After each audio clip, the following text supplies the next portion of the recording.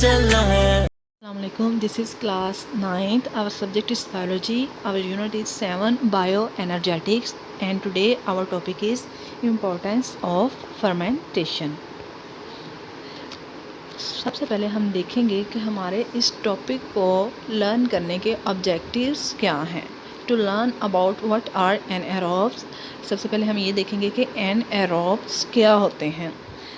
What are anaerobic respiration in humans में anaerobic respiration जो है वो किस तरीके से होती है और किस तरीके से हेल्पफुल है. Importance of respiration. जो रेस्पिरेशन है इसकी क्या इम्पोर्टेंस है डिफरेंट जानदारों में, इसके क्या बेनिफिट्स हैं, इसके क्या नुकसानात हैं. तो आज के टॉपिक में हम इन चीज़ों पे फोकस करेंगे. एनएरोब्स. What are anaerobes. तो पहले हम ये रिमाइंड करेंगे कि एनएरोबिक रेस्पिरेशन क्या है. हमने प्रीवियस लेक्चर में पढ़ा था कि एनएरोबिक रेस्पिरेशन की वो टाइप है जो कि ऑक्सीजन की एब्सेंस में होती है. इसमें ग्लूकोज की कंप्लीट ऑक्सीडेशन नहीं होती और इसमें less amount of energy release होती है. तो ये है एनएरोबिक रेस्पिरेशन की प्रॉपर्टीज़. अब जोन से जानदारों में एनएरोबिक रेस्पिरेशन होती है उनको कहते हैं एनएरोब्स. और इसकी एग्जांपल्स कौन सी हैं. Bacteria and fungi. इसकी एग्जांपल कौन सी हैं. Bacteria and fungi. तो बैक्टीरिया और फंजाई में एनएरोबिक रेस्पिरेशन होती है. ये बात आपने याद रखनी है. तो अगर हम हिस्ट्री में देखें तो when life evolved on earth there was not supply of any free oxygen.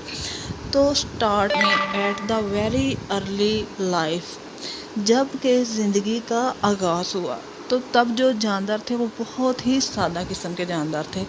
उनके अंदर जो ऑर्गन सिस्टम की कंप्लीट ऑर्गेनाइजेशन नहीं थी. ज़्यादातर जानदार यूनिसेलुलर थे यानी कि एक सेल पे कंसिस्ट करते थे और अगर मल्टी सेलुलर थे वो भी बहुत सादा तरीन फॉर्म में थे और उनको ऑक्सीजन की फ्री फॉर्म में अवेलेबिलिटी भी नहीं थी.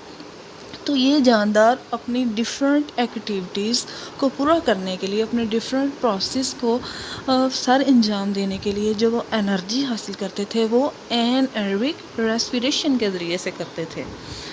और फिर आहिस्ता आहिस्ता जैसे जैसे एवोल्यूशन होती गई जानदार जो हैं वो आहिस्ता आहिस्ता उनमें मॉडिफिकेशन होती गई. उनमें ऑर्गन्स बनना स्टार्ट हो गए, उनमें ऑर्गन सिस्टम बनना जो है वो स्टार्ट हो गए और आहिस्ता आहिस्ता फिर उनको ऑक्सीजन भी फ्री फॉर्म में अवेलेबल होना स्टार्ट हो गई और उनके अंदर जो ऑर्गन सिस्टम है उनकी कम्प्लीटली मॉडिफिकेशन हो गई और फिर वो एनएरोबिक रेस्पिरेशन से एरोबिक रेस्पिरेशन की तरफ आ गए. लेकिन एट द वेरी स्टार्ट जो अर्ली ऑर्गेनिज्म थे उनमें एनएरोबिक रेस्पिरेशन ही होती थी. तो एनएरोबिक रेस्पिरेशन इससे हम जो है वो समझ सकते हैं कि जो ज़िंदगी का आगाज़ है वो एनएरोबिक रेस्पिरेशन से हुआ. अब ह्यूमंस में हम देखेंगे कि एनएरोबिक रेस्पिरेशन का ह्यूमन में किस तरीके से रोल है. Human can also provide energy to their skeletal muscles through anaerobic respiration. तो एनएरोबिक रेस्पिरेशन कहाँ हो रही है. स्केलेटल मसल्स में.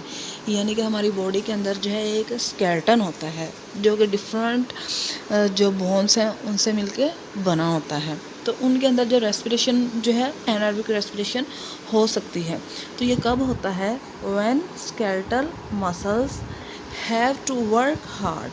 ये कब होता है कि जब स्केलेटल मसल्स जो हैं वो हार्ड वर्क करते हैं एंड ऑक्सीजन सप्लाई के not fulfil demand of oxygen. ये उस वक्त होता है जब भी जो ह्यूमन है कोई भी ह्यूमन वो एक्सरसाइज करता है, वो हार्ड एक्सरसाइज करता है या वो रनिंग करता है. तो उस दौरान क्या होता है कि जो इनटेक ऑफ ऑक्सीजन वो ले रहा होता है वो ऑक्सीजन बॉडी के अंदर एनर्जी की डिमांड्स को पूरी नहीं कर पा रही होती. तो क्या होता है कि सांस फूलने लग जाता है, दिल की धड़कन तेज़ हो जाती है. तो उन फैक्टर्स उस शॉर्टेज ऑफ ऑक्सीजन और उस ब्लड फ्लो जो है उसको कवर करने के लिए जो कि यकदम से इंक्रीज़ होना शुरू हो जाता है ब्लड फ्लो भी. जो है हमारी बॉडी के अंदर कुछ सिस्टम होते हैं हमारी बॉडी में, इस शॉर्टेज को कवर करने के लिए एनाएरोबिक रेस्पिरेशन स्टार्ट हो जाती है। तो क्या होता है, क्योंकि ऑक्सीजन जो है वो कम मिकदार में मिल रही होती है एज़ कम्पेयर टू जो हमारा बॉडी है वो ज़्यादा तेज़ी से ऑक्सीजन को कंज्यूम कर रहा होता है। तो उस शॉर्टेज को कवर करने के लिए हमारी बॉडी में एनाएरोबिक रेस्पिरेशन जो है वो स्टार्ट हो जाती है। तो एनाएरोबिक रेस्पिरेशन में क्या होता है, ग्लूकोज की इनकम्प्लीट ऑक्सीडेशन होती है, इसमें लैक्टिक एसिड प्रोड्यूस होता है और लैक्टिक एसिड के एक्यूमुलेशन की वजह से हमारी बॉडी जो है वो एग्जॉस्ट हो जाती है। तो इससे हमें पता चलता है कि ह्यूमंस में भी एनाएरोबिक रेस्पिरेशन हो सकती है और ये कहाँ होती है, स्केलेटल मसल्स में, और इस हवाले से इस ह्यूमंस में भी ये इम्पोर्टेंट है। तो प्रीवियस लेक्चर में हमने पढ़ा था कि एरोबिक रेस्पिरेशन जो है उसके फर्स्ट स्टेप में क्या होता है कि जो ग्लूकोज है वो कन्वर्ट हो जाती है पायरुविक एसिड में। ग्लूकोज किस में कन्वर्ट हो जाती है, पायरुविक एसिड में। तो जो फर्स्ट फेज़ है वो एरोबिक रेस्पिरेशन और एनाएरोबिक रेस्पिरेशन की सेम थी, लेकिन आगे सेकंड स्टेप जो है वो डिफरेंट है। आगे एनाएरोबिक रेस्पिरेशन में ये होता है कि जो पायरुविक एसिड है इसकी कम्प्लीटली ऑक्सीडेशन नहीं होती बल्कि इनकम्प्लीटली ऑक्सीडेशन हो जाती है इथाइल अल्कोहल में या लैक्टिक एसिड में। तो इस प्रोसेस को हम क्या कहते हैं, फर्मेंटेशन। इस प्रोसेस को हम कहते हैं फर्मेंटेशन। अब जो फर्मेंटेशन है इसकी जो इम्पोर्टेंस है, इसके डिफरेंट बेनिफिट्स हैं, इसके डिफरेंट यूजेस हैं।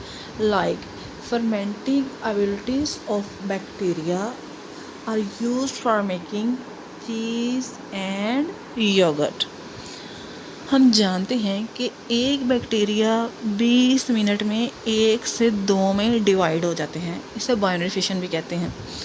तो इसमें क्या होता है कि हम बैक्टीरिया को जो है वो यूज़ कर सकते हैं। जिस तरह अब दही जमाते हैं हम लोग, तो उसमें हम दही की थोड़ी सी क्वांटिटी लेते हैं, सपोज़ 3 to 4 टीस्पून हम लेते हैं, और 1 kg मिल्क लें तो उसके अंदर अगर हम उसको मिक्स कर दें तो आफ्टर सम टाइम्स वो पूरे का पूरा ही योगर्ट बन जाता है।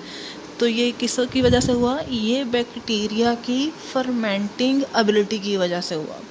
तो इस तरह से जो फर्मेंटेशन है वो बेनिफिशियल है हमारे लिए, हम इससे डिफरेंट प्रोडक्ट्स बना सकते हैं। योगर्ट जो हम अपनी डेली लाइफ में यूज़ करते हैं वो बैक्टीरिया की फर्मेंटिंग एबिलिटी की वजह से हमें मिलता है। इस तरीके से अगर ईस्ट के अंदर फर्मेंटेशन हो तो वो भी हमारे लिए बेनिफिशियल है। इसको यूज़ किया जाता है ब्रूइंग एंड बेकिंग इंडस्ट्री में। हम डिफरेंट जो मशरूबात पीते हैं उसमें जो है ईस्ट की वो फर्मेंटेशंस के ज़रिए से बनते हैं। हम डिफरेंट जो बेकरी प्रोडक्ट्स आते हैं लाइक पिज़्ज़ा, बर्गर और इस तरह के जो फास्ट फूड के आइटम्स हैं, इनका जो डो तैयार किया जाता है वो ईस्ट के ज़रिए से तैयार किया जाता है। ईस्ट के ज़रिए से उनको जो डो होता है उसको फुलाया जाता है और वो फ्लफ़ी सा, नरम सा, टेस्टी सा उसकी एक ब्रेड तैयार हो जाती है, जिस पे पिज़्ज़ा भी बना सकते हैं, जिस पे बर्गर भी बना सकते हैं और डिफरेंट बेकरी आइटम्स बना सकते हैं। तो इसको बेकरी इंडस्ट्रीज़ हैं ईस्ट के फर्मेंटेशन प्रोसेस को यूज़ करती हैं। तो इस तरीके से बैक्टीरिया की फर्मेंटेशन और ईस्ट की फर्मेंटेशंस ये दोनों ही हमारे लिए बेनिफिशियल है। इसी तरीके से soya sauce is made through fermentation bye fungus Aspergillus. Fungus Aspergillus fungus की एक किस्म है जिसको सोया सॉस बनाने के लिए यूज़ किया जाता है। अब सोया सॉस को भी डिफरेंट बेकरी प्रोडक्ट्स में यूज़ किया जाता है, आम खानों में भी यूज़ किया जा सकता है। तो ये हमारे लिए बहुत ज़्यादा इम्पोर्टेंस रखते हैं फर्मेंटेशन का process.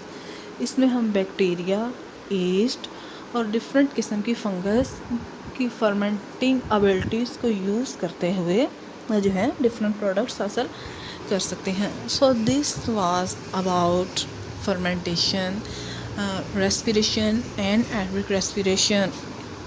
So if you have any confusion till now, you can consult me in WhatsApp. Thank you. Hopefully you will understand this lecture.